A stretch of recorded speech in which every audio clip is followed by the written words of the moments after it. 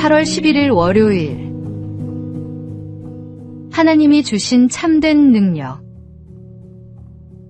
인간의 능력은 크게 두 가지로 나눌 수 있습니다.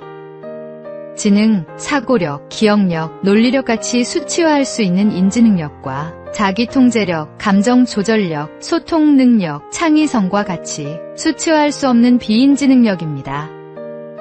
예전에는 성공하기 위해서 정해진 답을 잘 기억하는 인지능력이 높을수록 유리했지만 지금 시대 그리고 다가올 미래 시대에는 알 수 없는 미래를 예측하는 비인지 능력이 더 중요하다고 합니다.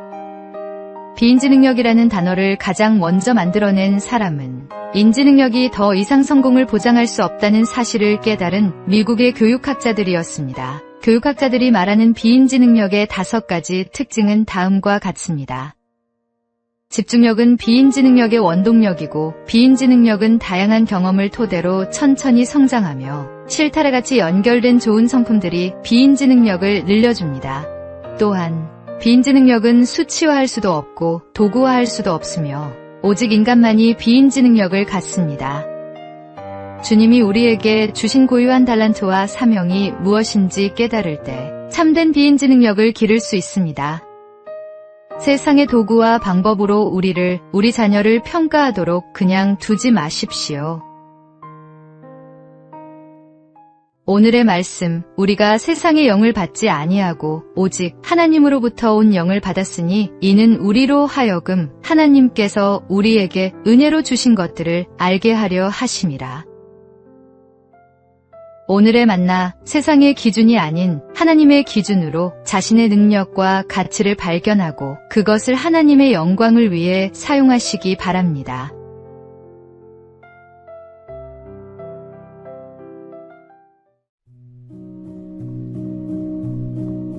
(8월 12일) 화요일.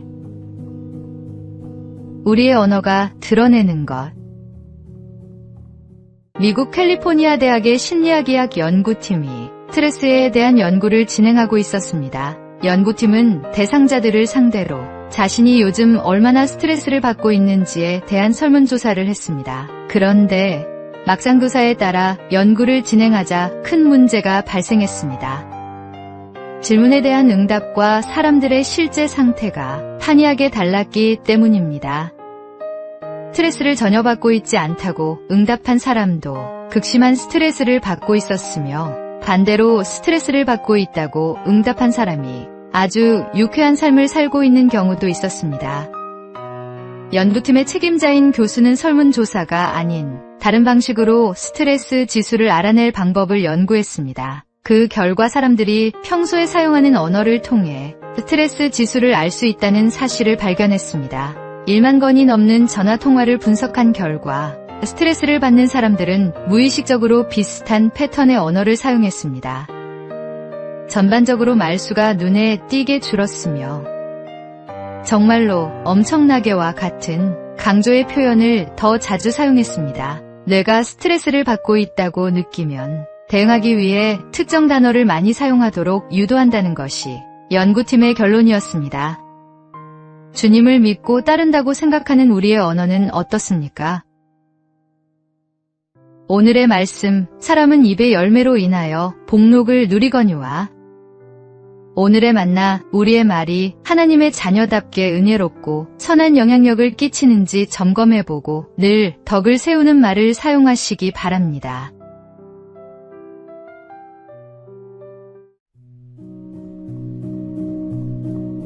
(8월 13일) 수요일. 하나님의 작품인 우리.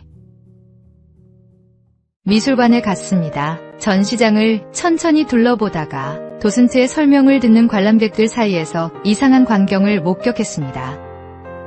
등받이가 없는 접이 의자에 앉은 사람이 있었던 것입니다. 처음에는 몸이 불편한 사람인가 싶었지만 휠체어가 아닌 접이 의자라니 이해했습니다. 전시장을 나오다가 의문이 풀렸습니다. 입구 오른편에 그 접이 의자들이 줄줄이 걸려 있었고, 안내판에는 예수를 만나는 시간, 인생을 바꿀지도 모릅니다 라는 문구가 적혀 있었습니다. 미술관에서 작품을 감상할 때 사람들은 의자에 앉아 오랫동안 바라봅니다. 그 진지한 시선 속에서 예술가의 마음을 읽고 작품의 의미를 깨닫게 됩니다. 하나님께서도 우리를 그런 눈으로 바라보고 계십니다. 성경에는 하나님이 인간을 창조하시고 보시기에 심히 좋았다고 기록되어 있습니다. 우리 한 사람 한 사람이 하나님의 소중한 작품인 것입니다. 때로 우리는 자신을 하찮게 여기거나 실패작이라고 생각할지 모릅니다. 하지만 하나님은 우리를 향해 항상 사랑의 눈길을 보내고 계십니다. 미술관의 관람객처럼 우리의 삶을 오랫동안 지켜보시며 우리 안에 숨겨진 아름다움과 가능성을 발견하시는 분입니다. 그런 하나님의 사랑 안에서 우리는 진정한 자신의 가치를 깨달을 수 있습니다. 오늘의 말씀, 우리는 그가 만드신 바라 그리스도 예수 안에서 선한 일을 위하여 지으심을 받은 자니. 오늘의 만나, 하나님의 눈에 소중한 작품인 자신의 가치를 깨닫고 그분의 사랑에 감사하며 아름다운 삶을 살아가시기 바랍니다.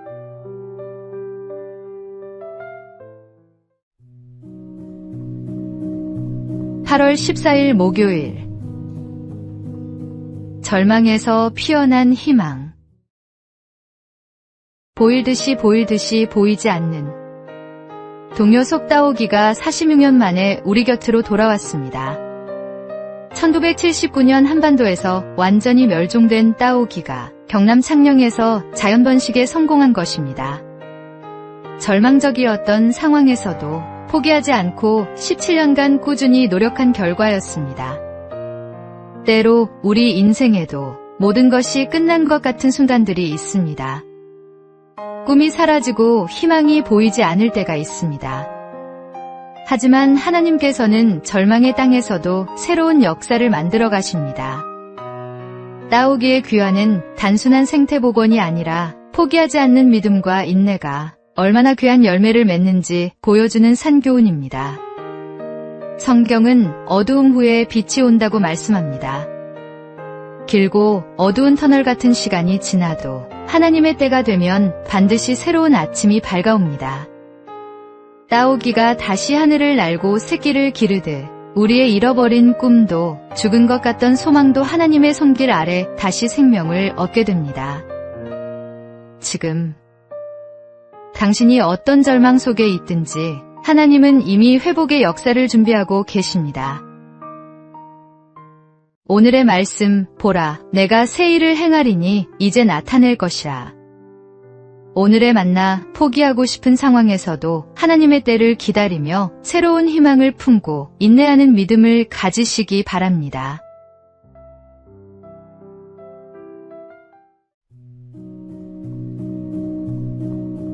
(8월 15일) 금요일. 복음으로 세운 나라. 1919년 11월 28일 평안남도 도지 사는 한 신학생 대표에게 다음과 같은 편지를 보냈습니다. 월요일에는 우리나라의 교회를 위해 기도해 주십시오.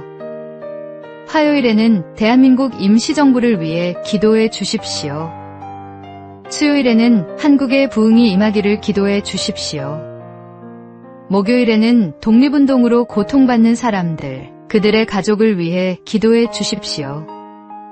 금요일에는 우리의 독립이 조속히 이루어지기를 기도해 주십시오. 토요일에는 국제연맹이 하나님의 뜻을 따라 움직이고 하나님의 영광을 드러내는 기관이 되도록 기도해 주십시오. 안타깝게도 이 편지는 비밀경찰에게 발각되어 전해지지 않았습니다. 그러나 당시 교회가 나라와 민족을 위해 얼마나 애쓰고 있었는지를 엿볼 수 있는 편지였습니다.